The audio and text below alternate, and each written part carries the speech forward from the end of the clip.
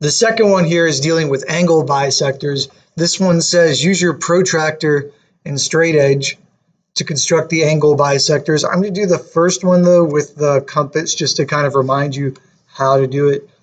So remember, angle bisectors from that first chapter.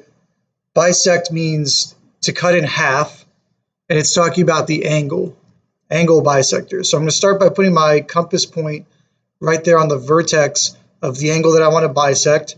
I'm just going to make a small arc, just like that. It doesn't matter how big or how narrow you make this, just as long as it's going through both of the segments here. Once I do that, I'm going to take this point and I'm going to put the point on the first intersection and the second intersection.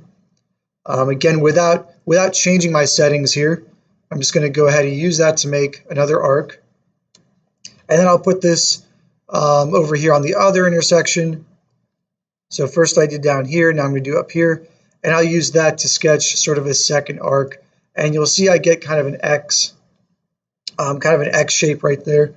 So that's what I'm going to use. I'm going to take my straight edge and let me switch mine to red, just like last time, make this a little bit easier to see.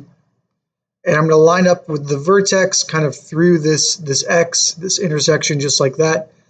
And that's my angle bisector of this first angle. All right, that's just kind of to remind you how we did that back in chapter 1. So this question says do it with your protractor though. So this will be easier to do with your protractor, save some time here. If I put my protractor now on the second angle, the second vertex over here, let me make this a little bigger. The way that you want to use a protractor, if you remember, you're just going to kind of line this up with the base of the angle that you're measuring. So sort of like this. And remember, start at 0. I'm not going to count up from 180. I'm going to count up from 0. So I'm counting up to about, it looks like 58 degrees. Right there. So this is not, it's not 124. It's more like 58. I have to start from 0 and count up to 58. So half of 58 would be, let me think, that's going to be 29, I want to say. Let's go ahead and draw that in. There we go. So yeah, half 58, that gives me 29. And I'm just going to go ahead and sketch a line here through 29 degrees. So it looks like not 30, but right about there.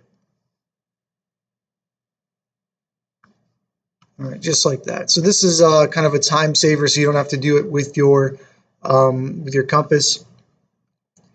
And I also want to show that this is an angle bisector here on my paper.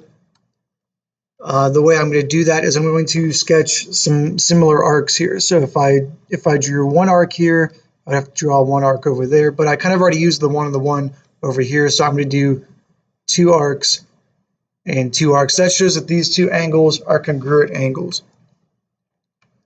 Now for the last one, we really should do this with our protractor, but just so I can save time on the video, I'm just going to kind of eyeball it and sketch mine right about there to bisect that angle. I do want you to do it with a protractor though, just so you get the practice.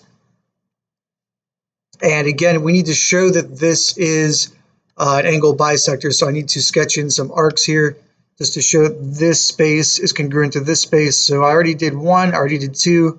So here I need to use 3 or 4 or more, however many you want to use. So 1, 2, 3. 1, 2, 3. Just like that. And this shows that these are both congruent spaces. This is an angle bisector.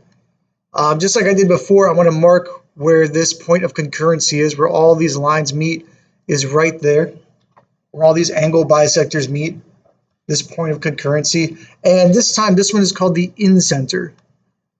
Where all the angle bisectors meet, that's called the incenter.